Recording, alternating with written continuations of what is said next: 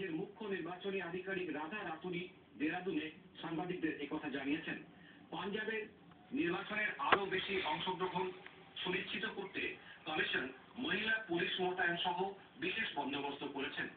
বিশেষ মুখ্য নির্বাচনী আধিকারিক পূষা আর শর্মা জানিয়েছেন যে 55 জন সাধারণ পর্যবেক্ষক, 43 জন নির্বাচনী ব্যয় সংক্রান্ত পর্যবেক্ষক এবং 27 জন পুলিশ পর্যবেক্ষক পাঞ্জাবের বিভিন্ন জায়গায় ইতিমধ্যে চলে গিয়েছেন। এই রাজ্যে ভোট নেওয়া হবে আগামী 30 জানুয়ারি। মণিপুরে কুকি জঙ্গি সংগঠন যাদের সঙ্গে সরকারের অভিযান স্থগিত রাখার চুক্তি হয়েছে, রাজ্যের আসন্ন বিধানসভা নির্বাচনে তাদের কোনো রাজনৈতিক দলকে সমর্থন না করার পরামর্শ দেওয়া হয়েছে। কেন্দ্র এবং রাজ্য সরকারের আধিকারিক এবং কুকি জঙ্গি সংগঠনের প্রতিনিধিদের নিয়ে গঠিত নজরদারি কমিটির এক যৌথ বৈঠকে গতকাল এই মর্মে পরামর্শ দেওয়া হয়। স্বরাষ্ট্র দপ্তর সূত্রে জানা হয়েছে যে কুকি জঙ্গি সংগঠনের প্রতিনিধিদের তাদেরই শিবিরে থাকতে বলা হয়েছে। জম্মু ও কাশ্মীরে শ্রীনগর ও জম্মুর মধ্যে বড় গাড়ি চলাচল শুরু হয়েছে, কিন্তু জম্মু থেকে শ্রীনগরের পথে যান চলাচল বন্ধ রাখা হয়েছে। খবর শুনছেন আকাশবাণী থেকে। পাকিস্তান সরকারের জন্য সমর্থন চেয়ে গতকাল পাক সংসদে একটি প্রস্তাব পেশ করা হয়েছে। আওয়ামী ন্যাশনাল পার্টি প্রধান আসফান্দার ওয়ালি খানের পেশ করা এই প্রস্তাবে গণতন্ত্র মজবুত করতে রাজনৈতিক নেতৃত্বের প্রয়াসকে সমর্থন প্রদানের কথা বলা হয়েছে। এছাড়াও এই প্রস্তাবে নেতৃত্বের প্রতি সম্পূর্ণ প্রত্যয় এবং আস্থা প্রকাশের আহ্বান জানানো হয়েছে। পাক সংসদের নিম্নকক্ষ ন্যাশনাল অ্যাসেম্বলি বিশেষ অধিবেশনের দ্বিতীয় দিনে এই প্রস্তাব পেশ করা হয়। পাকিস্তান পিপলস পার্টির নেতৃত্বাধীন জোট এই অধিবেশন ডাকে। পাক প্রধানমন্ত্রী ইউসুফ রাজা গিলানি রাষ্ট্রপতি আসিফ আলী জারদারির বিরুদ্ধে দুর্নীতির মামলা পুনরায় শুরু করার কাজে ব্যর্থ হলে তাকে অযোগ্য ঘোষণা করা হতে পারে বলে পাক সুপ্রিম কোর্টের দেওয়া হুঁশিয়ারি নিয়ে আলোচনার জন্যই এই বিশেষ অধিবেশন ডাকা হয়। ন্যাশনাল অ্যাসেম্বলিতে সম্ভবত আগামী সোমবার এই প্রস্তাবের উপর ভোট নেওয়া হবে। ওই একই দিনে সুইজারল্যান্ডে আর্থিক দুর্নীতির কথিত অভিযোগে শ্রী জারদারির বিরুদ্ধে মামলা পুনরায় শুরু করার বিষয়ে সুপ্রিম কোর্টে শুনানি শুরু হবে। সোমবার সুপ্রিম কোর্ট নিযুক্ত একটি কমিশন গত বছর মে মাসে ওসামা বিন লাদেন নিহত হওয়ার পর সম্ভাব্য সেনা অভ্যুত্থান ঠেকানোর উদ্দেশ্যে মার্কিন সহায়তা চেয়ে পাঠানো কথিত মেমোর বিষয়ে তার বিচার প্রক্রিয়া শুরু হবে। ইসরায়েল এবং ফিলিস্তিনিদের মধ্যে আজ আম্মানে তৃতীয় দফার মুখোমুখি আলোচনা হবে। এই ধারাবাহিক আলোচনা সুসংহত শান্তি আলোচনা পুনরায় শুরু করার পথ প্রশস্ত করবে বলে আশা করা হচ্ছে।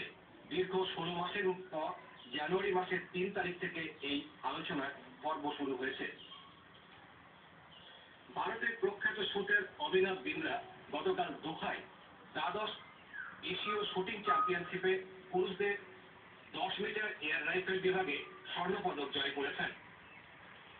29 বছর বয়স্ক অলিম্পিকের স্বর্ণপদক জয়ী অভিনব মোট 701.1 পয়েন্ট সংগ্রহ করেছেন।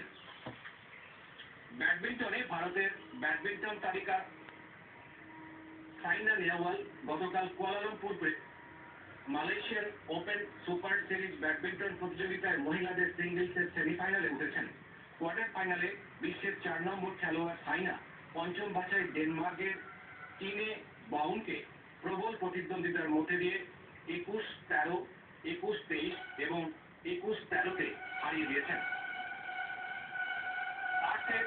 WTA গ্রাউন্ডে দ্বিতীয় টেস্টের প্রথম ইনিংসে বিনা উইকেটে 149 রান হাতে নিয়ে অস্ট্রেলিয়া আজ সকালে ভারতের বিরুদ্ধে আবার খেলতে নামবে।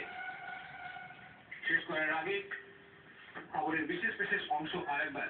সরকার 21টি সোশ্যাল নেটওয়ার্কিং ওয়েবসাইটের বিরুদ্ধে শ্রেণীগত শত্রুতা বাড়ানো এবং জাতীয় সংহতি ক্ষুণ্ণ করার অভিযোগের বিচার চালানো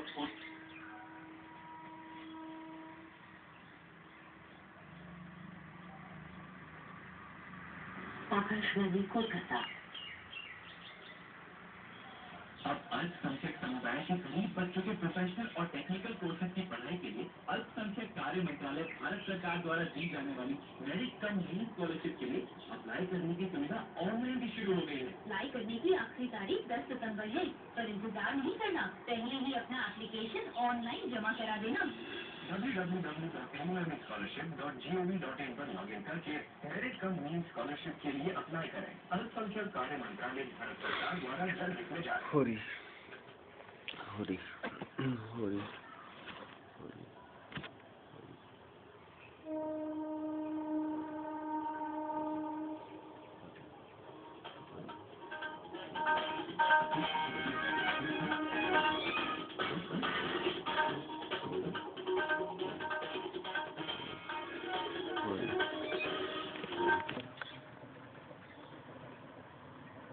আকাশবাণী কলকাতা।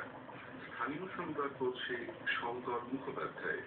বিশেষ খবর, সুপ্রিম কোর্ট